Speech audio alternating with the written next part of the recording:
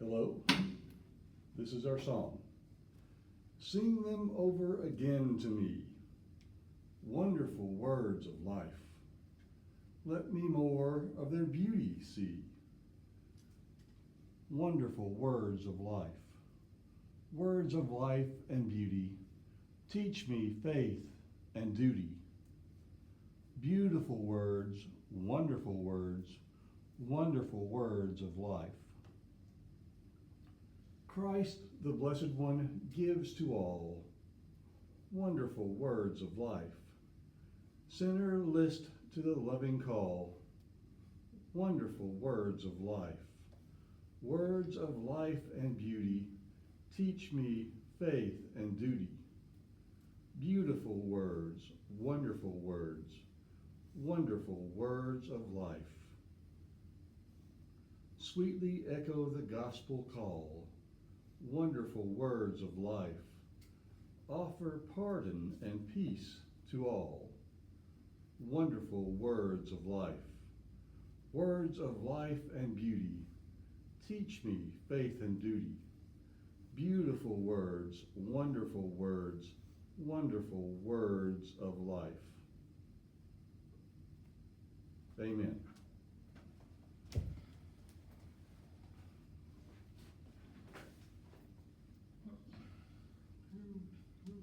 Hello, once again. We're happy that you're there. This time, our title is Sound Doctrine.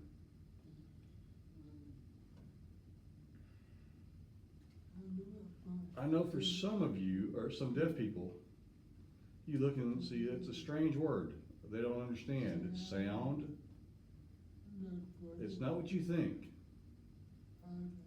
Other deaf know.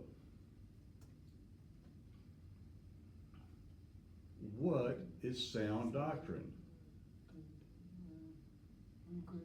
Okay, we'll find out. Why is it important? And do we need it today?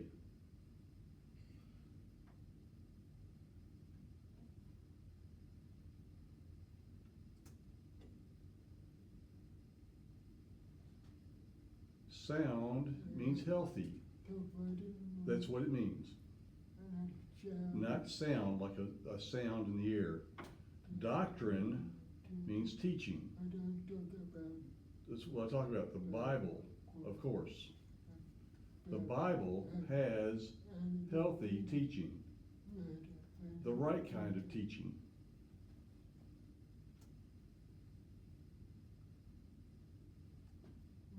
The word sound has different meanings. Sound doctrine does not mean noisy teaching. No. You may have heard the words, the person arrived safe and sound. Maybe you've heard of that before. What does it mean? It means that the person arrived safe and all right, unhurt. Safe and sound. That's what it means. It's all right. It's good teaching. Why? It comes straight from the Bible.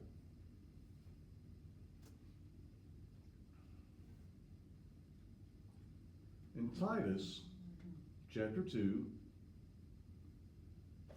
it says, now this is the New American Standard Version. Then the New King James, and then the English version for the deaf. And you notice in the New American Standard it says, but for you,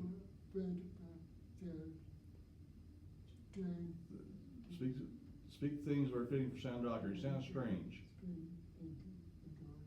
New King James says, but as for you, speak the things which are proper for sound doctrine.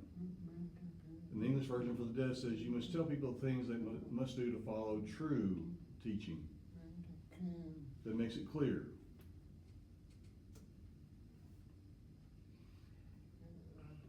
The Apostle Paul told the young preacher Timothy about sound, meaning healthy, doctrine or teaching.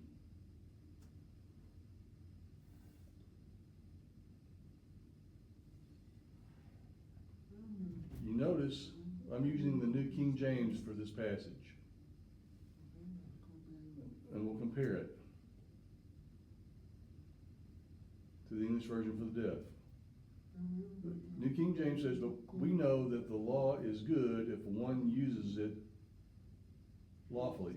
It's kind of confusing to some deaf, even some hearing, but it makes it clear in the English version for the deaf. We know that the law is good if a man uses it right.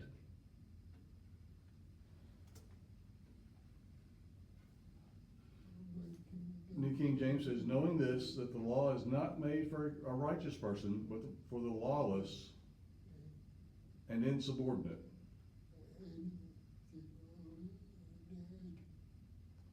Wow, I'm sorry, those words are huge. But again, the English version for the deaf helps us to understand. We also know that the law is not made for good men. The law is made for people who are against the law, and for people who refuse to follow the law. Yes, the law shows us don't do certain things. Don't kill, don't murder, don't commit adultery and different things. It says don't. And you understand there's limits.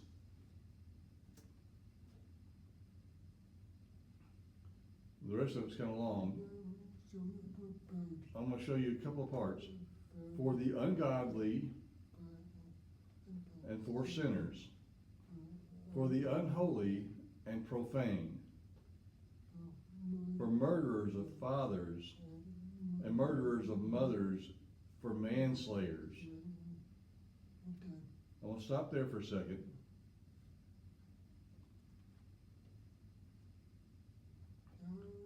In the English version for the deaf, it says the law is for people who are against God and are sinful, people who are not holy and have no religion, people who kill their fathers and mothers, murderers. You understand it better. And then we'll go to the second part in verse 10.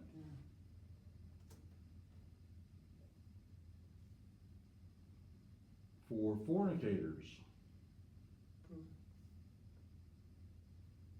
for sodomites,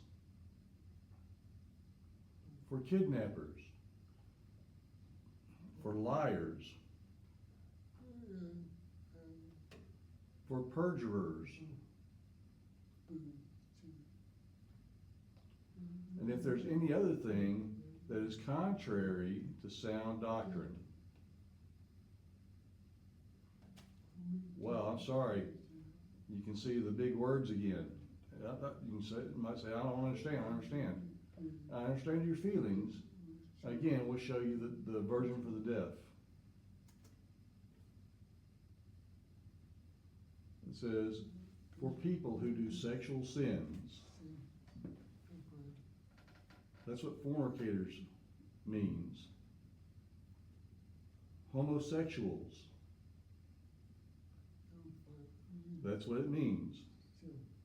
Where it says sodomites. People who sell slaves. You know, here it says for kidnappers. That means they capture people and bring them for the purpose of selling them as slaves, for people to take advantage of them. People who tell lies. People who speak falsely. You know, it says for perjurers. Like in a court, and you lie, and you tell lies. Sometimes the lawyer can catch it and contradict it. I remember reading about Abraham Lincoln, who became president of the U.S. But before that, before he became president, he was a lawyer. And I remember a story of him asking a person, Are you sure you saw the murder happen? He said, yes, I saw it clear as day. The moon was shining, and I could see that person killing another person. Abraham Lincoln said, oh, that's very interesting. I'd like to show you on that date. He gives the date. He said, yes, that date. You're sure? Yes. Okay. So he took out an almanac. He said, on that date, he says there was no moon. And the guy was caught in a lie. And the court looked at him. Wow. Anyway, we'll go on. And people who do anything that is against the true teaching of God.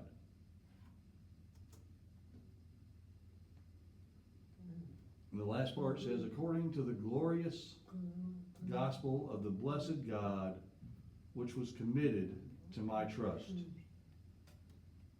Now, the English version for the deaf says, that teaching is part of the good news that God gave me to tell.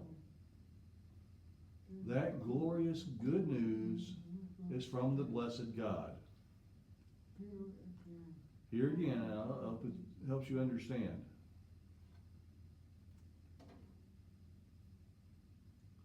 Notice Paul says true, sound, meaning healthy, doctrine or teaching, is living right, meaning living the way God wants us to. That's what it means. Healthy teaching and living right. All those things, like you saw a while ago.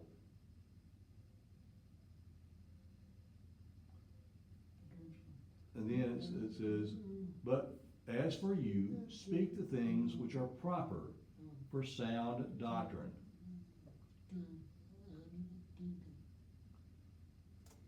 Meaning straight and healthy teaching. You must tell the people there the things they must do to follow true teaching. Make it clear for you, right?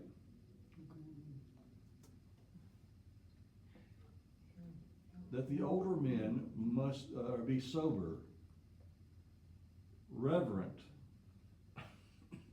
temperate, sound in faith, in love, in patience. Again, it's a little confusing for some of you who are looking at it. I don't understand those words. Okay? Teach the older men to have self-control, to be serious, and to be wise. They should be strong in faith, strong in love, and strong in patience. Is that clear for you? I hope so. The older women, likewise, meaning the same, that they be reverent in behavior, not slanderers, meaning talking against other people, not given to much wine, teachers of good things. Again, we'll see what the translation for the deaf says. Also, teach the older women to be holy in the way they live. Teach them not to speak against other people or have the habit of drinking too much wine. Those women should teach what is good.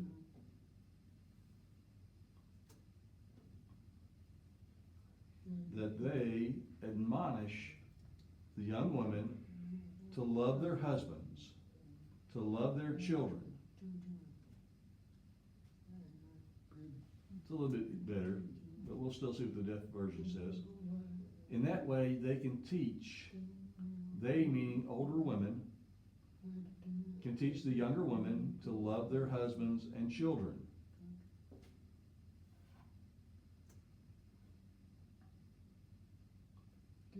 It's still talking about women, to be discreet, chaste, homemakers, good, obedient to their husbands, that the word of God may not be blasphemed. Again, we'll look at the version for the deaf. They, meaning the older women, can teach the younger women to be wise and to be pure and to take care of their homes, to be kind, to be willing to serve their husbands. Then no person will be able to criticize the teaching God gave us. Does that make sense? Yes, it better.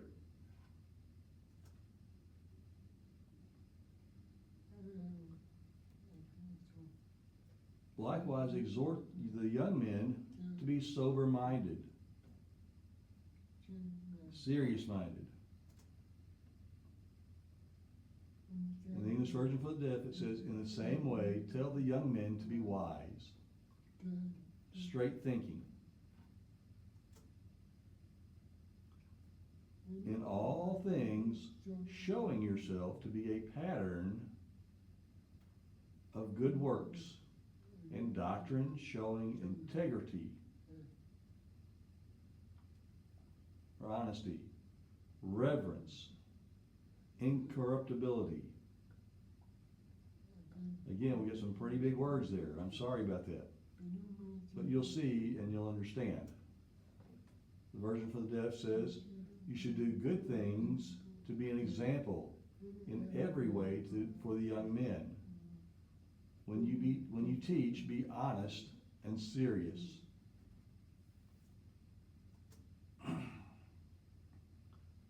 Sound speech, meaning healthy speech or straight speech that cannot be condemned, that one who is an opponent may be ashamed, having nothing evil to say of you. Again, we'll see the version for the deaf.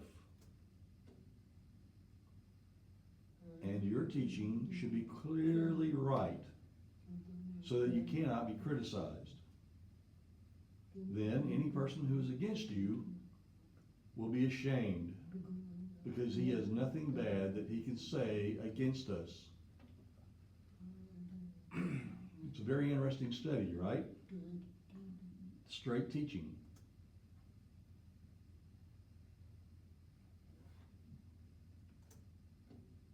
What Paul says is sound or healthy doctrine or teaching.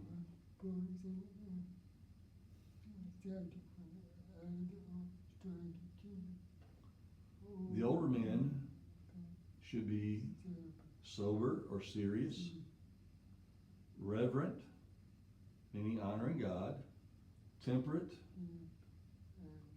means self-controlled, and sound or healthy in faith, love, and patience.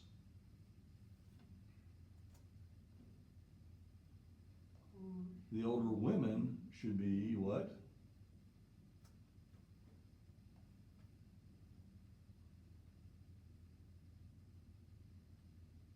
Reverent, meaning honoring God, not slanderers. That means blaming and gossiping about other people. Not given to much wine. Teachers of good things. Teaching younger women to love their husbands and children. Discreet, meaning good, using good judgment. Chaste means pure, not showing their body too much. Homemakers, good, and obedient to their husbands. Younger men should be sober-minded, which means serious. Examples of good works teaching with integrity, reverent, meaning honoring God, incorruptibility, meaning refusal to compromise, meaning we won't say, I'll do this, and then refuse to change and follow the world. Sound or healthy in speech, not using bad words. Paul considers sound doctrine or healthy teaching to mean living right. Teach how to live right as God wants. But at the same time, the Lord does expect us to teach the same things the Bible teaches us. Don't change anything. That's not our business. We follow what God says in the Bible. We follow that.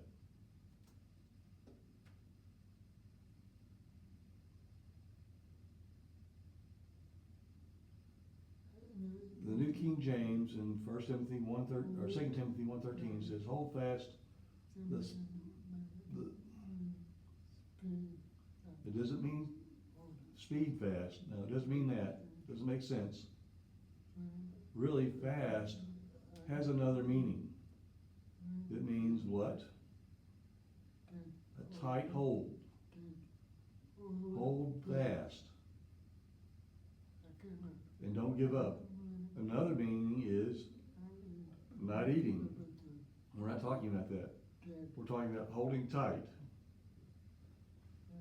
The pattern of sound words, meaning healthy or straight words from the Bible.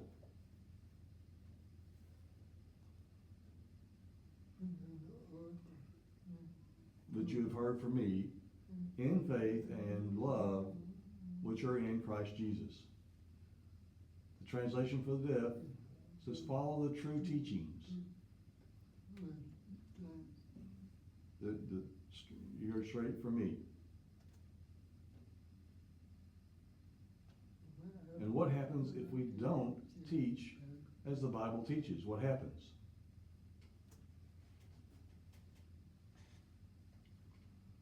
Some people will teach things, or Paul says some people will teach things that are false.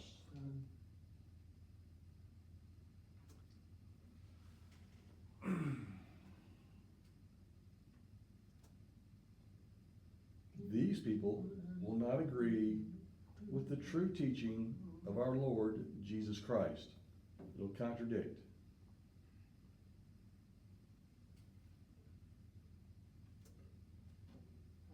And they will not accept the teaching of our Lord Jesus Christ. And they will not accept the teaching that agrees with the true way to serve God. So that's what we read. We need to be careful about teaching God's Word. Don't change anything.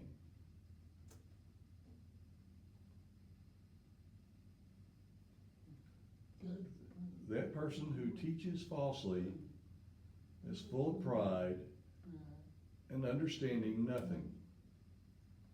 They'll say things, and you can tell they're not teaching correctly.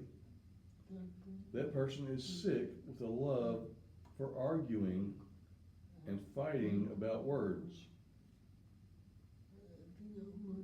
This morning I was looking at Facebook, and one video says that the world is a disc. We know that Earth is a round sphere. It really is a sphere. It looks like a circle, yes, but it's truly a sphere. It's not a flat disc. They argue with words. That's false.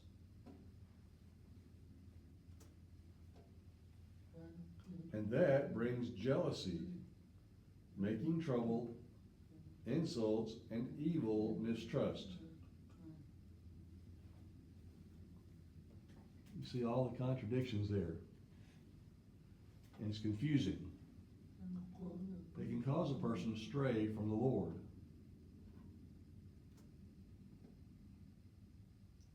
And also that brings arguments from men who have evil minds. Those people have lost the truth. They think that serving God is a way to get rich. Sometimes some deaf men will come to me and ask about making money by preaching.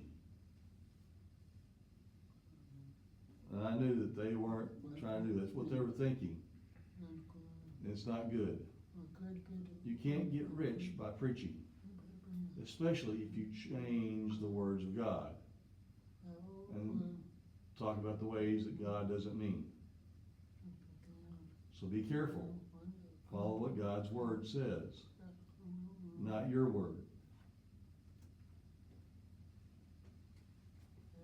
The danger is that there's that people twist God's words and give us false teachings that will destroy us spiritually.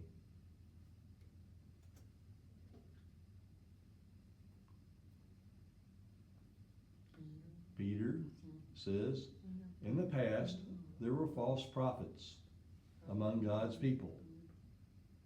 It is the same now. In Peter's time, yes. And again in our time, now. It's still true. You will have some false teachers in your group. They will teach things that are wrong. Teachings that will make people be lost. So we need to be careful. And those false teachers will teach in a way that will be hard for you to see that they are wrong. I've seen some false teachers. And it's hard to say. And when you try to go through and examine and find things that's wrong, they will even refuse the master who brought their freedom. Who bought their freedom? The freedom of our Lord Jesus Christ. Jesus died on the cross for the forgiveness of our sins. That's why Jesus died on the cross. But some people teach, oh no, that's imaginary. It didn't happen. Jesus never died on the cross, and different things. What? It's completely off the point. Jesus did die on the cross for our sins. Yes. And so they will quickly destroy themselves.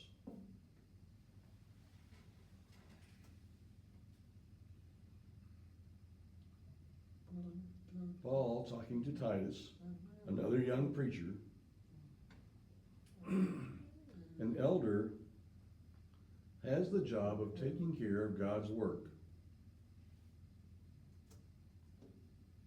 So people should not be able to say that he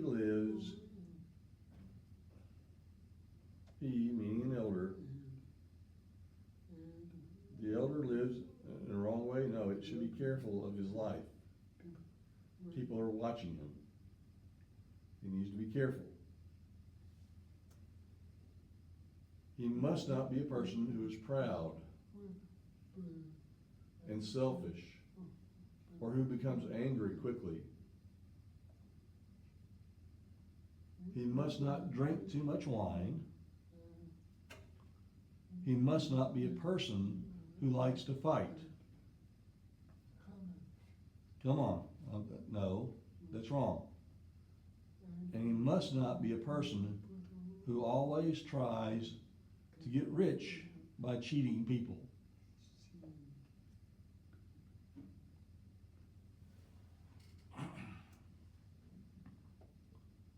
An elder must be ready to help people by accepting them into his home. It's not always easy, because today is different from the past. In the past, Christians could easily travel between cities. And they could tell, I'm a member of the Lord's church, and they would invite someone into their home. They wouldn't stay in inns and different things. Today, we need to be careful. Some do, but we need to be careful and judge their character. Okay, going on. He must love what is good. He must be wise. He must live right. He must be wise. He must live right. He must be pleasing to God. And he must be able to control himself. And not get mad easily. He needs to keep calm.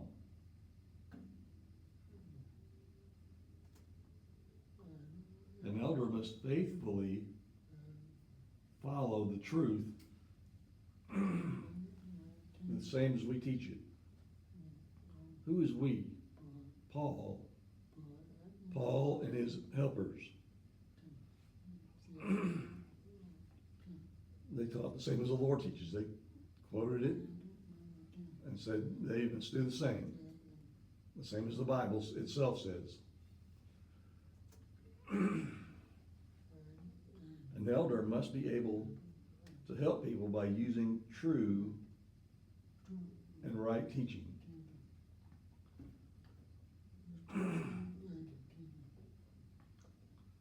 That's the sound doctrine. And he must be able to show the people who are against the true teaching that they are wrong. They come up and they say, the Bible says so-and-so. They must know where they're wrong. They need to know how to answer it by pointing to verses that contradict what they say.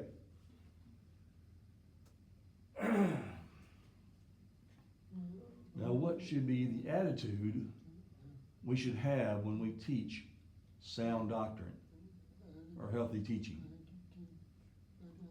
What is our attitude? I'm right, you're wrong. No. Be humble.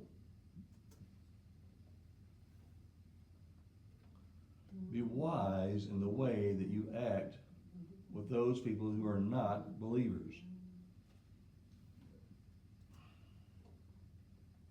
Use your time in the best way you can. When you talk, you should always be kind and wise. Then you'll be able to answer every person in the way you should. You don't say you're dumb, you don't understand.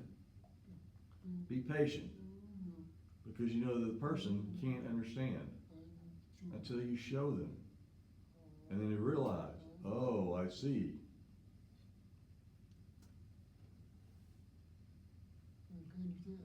You can see how important it is to follow God's teaching exactly as it appears in the Bible. And also how we should behave as God's children. We should show good examples. My question for you is, are you a child of God? Have you put your trust in Jesus Christ and obeyed him?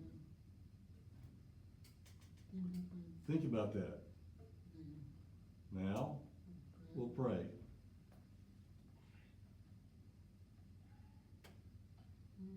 Dear Father in heaven, we thank you for your Bible, which has wonderful words of life, as it was in the song.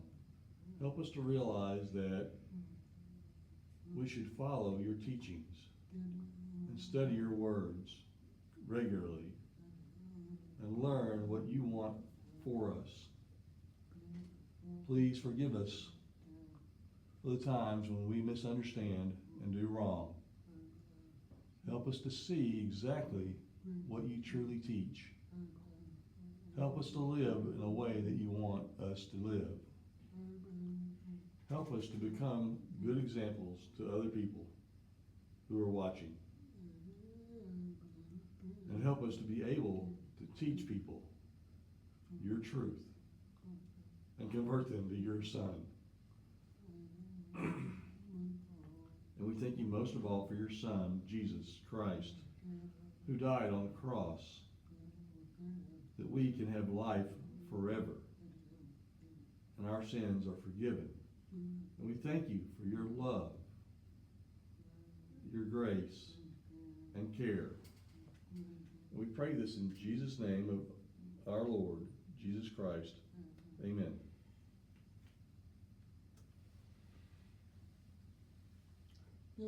Thank you for watching.